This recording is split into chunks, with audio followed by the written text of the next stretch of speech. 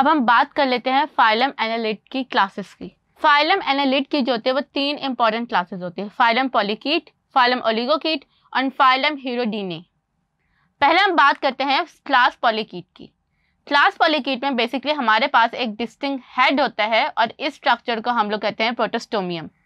यहाँ पे आपको नजर आ रहा है कि इसकी ये बॉडी के साथ जो हेड है वो एक्स्ट्रा से अटैच है और इस हेड को हम लोग प्रोटोस्टोमियम कहते हैं। अब ये जो प्रोटोस्टोमियम होता है वो इस तरह से आपका हेड लाइक रीजन होता है जिसके ऊपर हमारे पास आइज होती हैं, हमारे पास इस तरह से जो होता है वो टेंटिकल्स वगैरह निकले हुए होते हैं और पैल्स होते हैं। फिर इसके बाद इनके अंदर जो सेक्सेस होते हैं वो सेपरेट हो जाए, यानी कि इनके अंदर मेल और फीमेल जो होंगी वो सेपरेट होंगी। फिर इनके पास जो ऑर्गन ऑफ लोकोमोशन होता है वो हमारे पास पैरापोडिया होता है। पैरा कहते हैं, हमेशा याद रखें, बिसाइड, पोडिया मीन्स फीट। तो इनका जो फीट होता है वो इस तरह से डिजाइन तो होता है, लेकिन इस फीट के साथ छोटे छोटे इस तरह से सीटास अटैच होते हैं और ये जो सीटास होते हैं ये काइटन से बने होते हैं। यू ऑल नो कि काइटन जो होता है वो काफी स्ट्रॉन्ग वाटर रेजिस्टेंट मटेरियल होता है, तो वह एक कांटे की तरह इस तरह का सीटा होता है और ये उनके थ्रू जो होता है ये मूव कर रहा होता है। अगर हम एनालिड के फाइलम को देखें तो उनमें जो सबसे बड़ी क्लास होगी वो हमारे पास क्लास पॉलीकीटा ही है।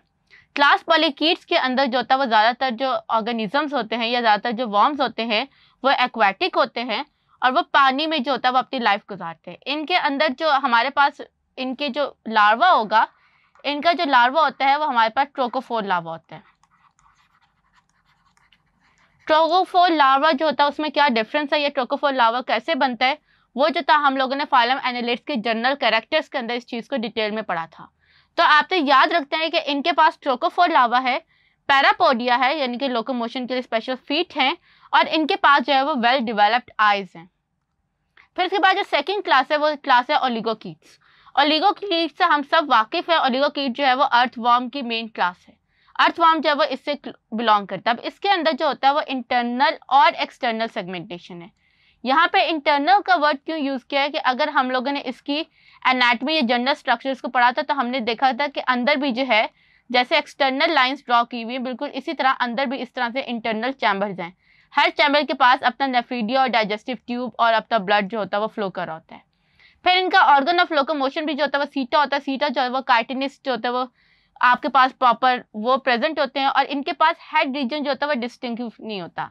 यानी अगर मैं पॉलीकीट को देखूं तो पॉलीकीट के पास इस तरह से एक्सटर्नल हेड रीजन था, जबकि इनके अंदर अगर आप देखो तो आपको एक्सटर्नल हेड रीजन नहीं मिलेगा।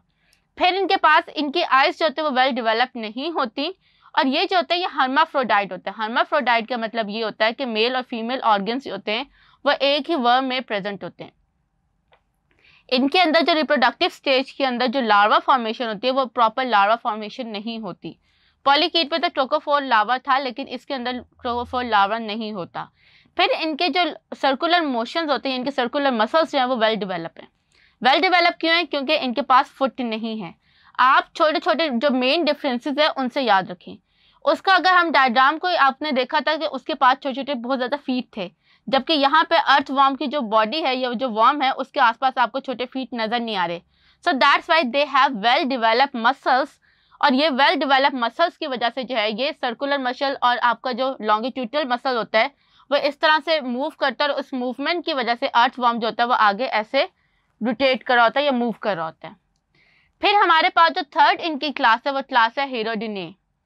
हीरोडिने के अंदर जो होता है मोस्टली लीचीज होती हैं। ये लीचीज जो होते हैं इनके अंदर जो हमारे पास आपके पास जो सेगमेंटेशन होती है वो एक्सटर्नल सेगमेंटेशन होती है। इस एक्सटर्नल सेगमेंटेशन के अलावा इनके पास कुछ एक्स्ट्रा सर्कुलर लिंक्स होते हैं जिनको हम लोग एनुली कहते हैं। इनका मस्कुलर सिस्टम जो है वो बहुत ज़्यादा वेल डेवलप्ड होता है। अर्थवर्म यानी ओलिगोकीट और पॉलीकीट से ज़्यादा वेल डेवलप मस्कुलर सिस्टम है। और इस वेल डेवलप मस्कुलर सिस्टम की रीज़न क्या है? क्योंकि because they don't have any organ of locomotion. Oligochaete के पास सीटा थे, पॉलीकीट के पास पैरापोडिया थे, जबकि इनके पास कोई लोकोमोशन नहीं है। सो दैट्स वाई इनके मसल्स जो होते हैं वो उन दोनों से ज़्यादा वेल डेवलप्ड होते हैं। अब इनका जो होता है माउथ जो है वो प्रॉपरली क्लियर आपको नज़र नहीं आएगा। इनका जो हेड रीजन है वो आपको प्रॉपर क्लियर नज़र नहीं आएगा, लेकिन इनमें से जो लीचीज होती है, लीचीज का जो माउथ होता है उस माउथ को अगर ऐसे हम देखें तो वो शक्कर के फॉर्म में होता है और उसके किनारे पे इस तरह से छोटे छोटे जॉज प्रेजेंट होते हैं और ये जॉज भी जो होते हैं ये काइटन से बने होते हैं। ये जॉज क्या करते हैं कि ये किसी भी इनवर्टिब्रेट या वर्टिब्रेट की बॉडी के साथ चिपक जाएंगे और चिपक कर जो है वो उसके अंदर सुराख कर देंगे, पंचर कर देंगे। और जब सुराख करेंगे तो इनके अंदर जो लीचीज होते हैं ये एक स्पेशल केमिकल रिलीज करते हैं जिसको हम कहते हैं anti coagulant chemical. Anti as the name show कि ये खून को जमने नहीं देता।